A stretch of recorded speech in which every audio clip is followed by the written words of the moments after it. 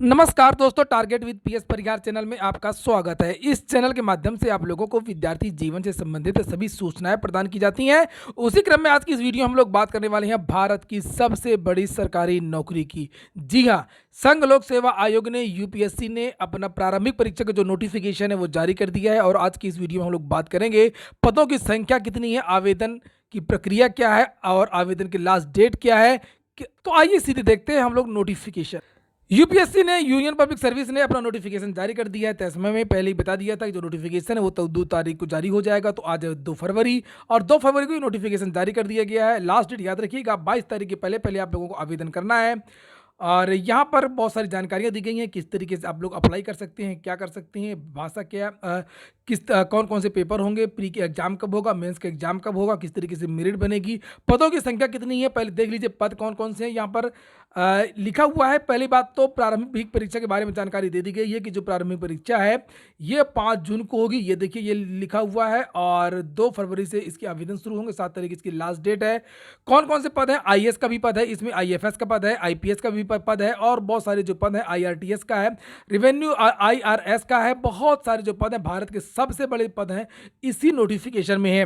पदों की संख्या के बारे में जानकारी दे दी गई है। स्पष्ट रूप से 861 पद हैं, ये देखिए लिखा हुआ है और 34 जो पद हैं वो रिजर्व भी हैं। ये पदों की संख्या की घोषणा भी कर दी गई है। एग्जाम डेट की घोषणा भी कर दी गई है। अंतिम तिथि मैं बता ही चुका हूं, 22 फरवरी है और इसके लिए आवेदन शुरू हो चुके हैं। 3 तरीके से ये 3 चरणों में ये भर्ती होगी। प्रारंभिक परीक्षा होगी, मुख्य परीक्षा होगी और साक्षात्कार होगा। मेरिट बनेगी तो वो मुख्य परीक्षा से बनेगी और साक्षात्कार से बनेगी। जो मुख्य परीक्षा हो 200 नंबर का जो प्रारंभिक परीक्षा है, 2 पेपर होंगे। पहले एज लिमिट देख लीजिए, 21 साल की इसमें एज लिमिट होती है मिनिमम और ज़्यादा 32 साल। पहले ये 30 साल हुआ करती थी, बाद में बढ़ा दिया गया था। कांग्रेस की गवर्नमेंट में 32 साल कर दी गई है। और यहाँ पर जो एज की जो गणना है वो 1 अगस्त 2000 नहीं यहाँ पर लिखा हुआ है 1 अगस्त 2022। अगस्त के महीने से यूपीएससी एज काउंट करता है। 1 अगस्त से आपकी आयु की गणना की जाएगी। और यहाँ पर साफ साफ क्लियर कर दिया गया है कि 2 अगस्त 1990 के पहले की पैदाइश ना हो और 1 अगस्त 2001 से बाद की पैदाइश ना हो। नीचे यहाँ पर यह भी बताया गया है कि बहुत सारे जो कैटेगरी के लोग हैं उनको कितनी कितनी छूट दी जाएगी। एक्स सर्विसमैन को कितनी छूट मिलेगी, एससी को कितनी छूट मिलेगी, एसटी को कितनी छूट मिलेगी, ओबीसी को कितनी छूट मिलेगी। और यहाँ पर मिनिमम एजुकेशनल क्वालिफिकेशन के बारे में जानकारी दे दी गई है। मिनिमम एजुकेशनल क्वालिफिकेशन यहाँ साफ साफ लिखा हुआ है कि ग्रेजुएट की डिग्री केवल मांगी गई है। और यह भी कहा गया है कि जो विद्यार्थी अपीयरिंग किए हैं वो भी इसको आवेदन कर सकते हैं। नंबर ऑफ अटेम्प्ट्स भी क्लियर कर दिया गया है कि समान वर्ग के छात्र को केवल 6 चांस मिलेंगे। 6 चांस में अगर वो निकाल पाए तो निकाल पाया, नहीं तो वो जिंदगी में कभी दोबारा आवेदन नहीं कर पाएगा। और एससी एसटी के लिए छूट भी दी गई है। एससी एसटी के लिए कोई अटेम्प्ट नहीं है। वो जब तक उनकी अंतिम आयु है, जो भी एज दी गई है इन लोगों को, जितनी छूट दी गई है, तब तक ये लगातार आवेदन कर सकते हैं। 21 साल से शुरू कर सकते हैं आवेदन करना और ये लगातार आवेदन कर सकते हैं। वहीं पर ओबीसी के लिए केवल 9 चांस दिए गए हैं, जहां पर जनरल को 3 चांस दिए गए हैं। पहले ये जो छूट है वो जनरल को केवल जो है 4 चांस दिए जाते थे। फिलहाल यहाँ पर जो दिव्यांग छात्र हैं उनको भी 9 चांस यहाँ पर दे दिए गए हैं। इसके अलावा और भी बहुत सारी जानकारियां इस नोटिफिकेशन में दी गई हैं। एक बात और बता दूं, 100 रुपये का ये फॉर्म है। और इस वीडियो को अगर आप लोगों ने लाइक न किया तो लाइक अवश्य कर दें और अगर चैनल को सब्सक्राइब न किया हो तो चैनल को सब्सक्राइब अवश्य कर लिया करें। आवेदन कैसे करेंगे, किस वेबसाइट पर करेंगे, यहाँ पर बता दिया गया upsconline.nic.in। इस वेबसाइट पर जाकर के आप लोग ऑनलाइन आवेदन भी कर सकते हैं।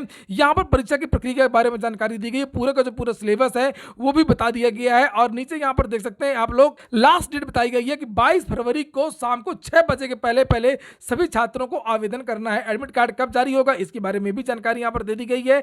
नीचे हम लोग देखते हैं परीक्षा की प्रक्रिया के बारे में। ये यहाँ पर परीक्षा की प्रक्रिया भी लिखी हुई है कि जो प्रारंभिक परीक्षा है वो किस तरीके से होगी और जो रिजर्वेशन है वो किस तरीके से दिया गया जाएगा। एससी को रिजर्वेशन कितना होगा, एसटी को रिजर्वेशन कितना होगा, ओबीसी को रिजर्वेशन जो है वो कितना होगा। ये पूरा का पूरा जो परीक्षा का जो प्रारूप है वो घोषित कर दिया गया। 200 नंबर के 2 पेपर होंगे। एक समान अध्ययन का पेपर होगा और एक जो है सीसेट का पेपर होगा। सीसेट में केवल 33% नंबर लाने पड़ेंगे क्वालिफाइंग के लिए। मेरिट बनेगी आपकी समान अध्ययन के फर्स्ट पेपर से, जिसमें हिंदी, इतिहास, भूगोल, करंट अफेयर वगैरह पूछे जाते हैं। मुख्य परीक्षा के बारे में जानकारी दे दी गई है।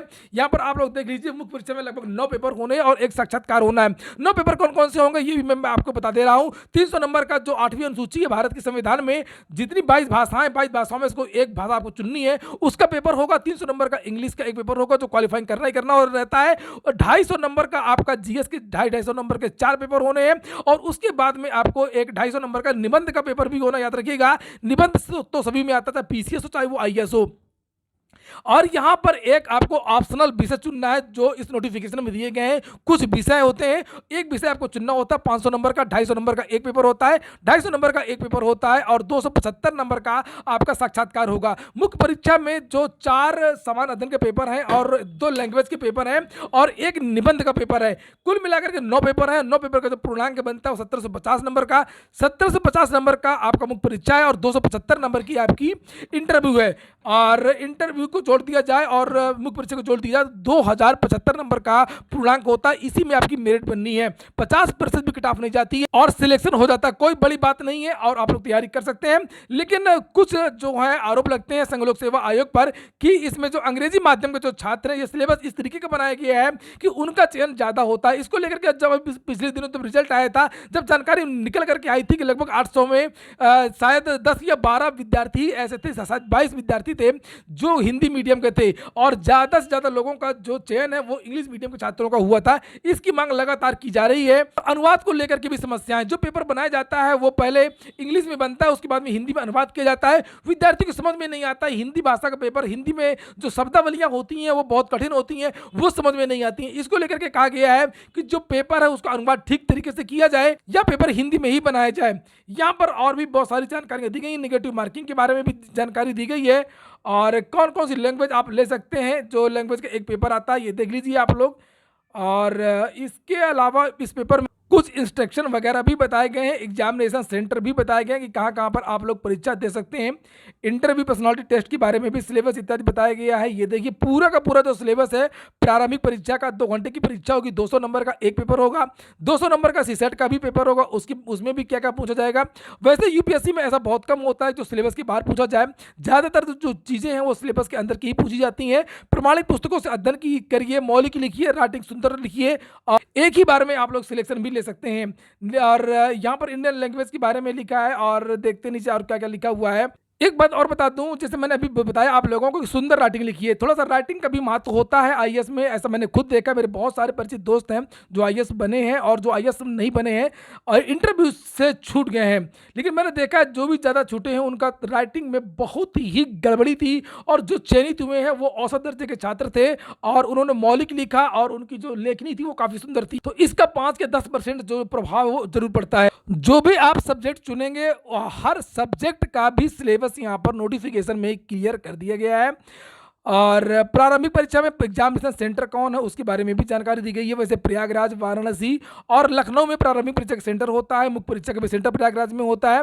तो आप लोग फॉर्म में देख सकते हैं। और ये हो गया आज का वीडियो अगर आपको अच्छा लगा हो तो लाइक कर दिया करें, और जिन छात्रों ने चैनल को सब्सक्राइब ना किया सब्सक्राइब कर लें। पूरा वीडियो सुनने के लिए बहुत बहुत धन्यवाद।